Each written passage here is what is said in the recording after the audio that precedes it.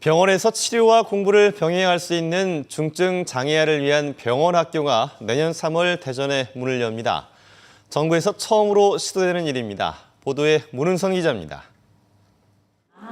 2살 때 교통사고로 뇌병변 장애를 앓게 된 건우는 5년째 재활치료로 삶을 연장하고 있습니다. 전국 재활병원을 전전하는 치료도 힘겹지만 내년 학교 갈 나이가 되자 엄마 아빠는 고민이 늘었습니다. 한 달을 재활치료를 쉬게 되면 척추가 휘고 골반이 빠지는 이런 상황이거든요.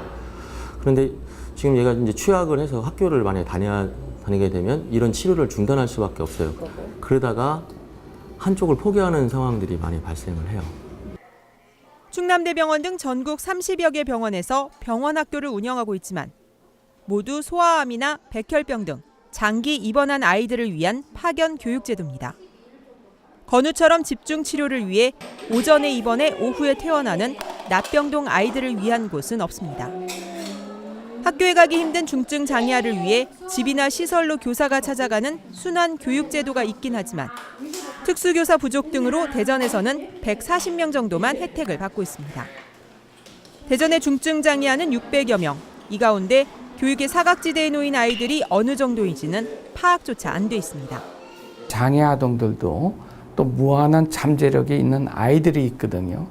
얘들을 우리가 방치할 수는 없기 때문에 이런 치료와 더불어 교육을 같이 해주는 거죠. 다행히 건양대병원과 보람병원 등 대전에 있는 병원 2곳에 중증 장애아를 위한 병원 학교가 내년 3월 문을 엽니다. 전국에선 처음 시도되는 일입니다. 특수교육 대상자 학생이고 또 의무교육 대상에도 포함이 돼요. 장애 학생들은 유치원부터 의무교육이거든요. 우리가 어떤 방법으로라도 지원을 강구해줘야겠다.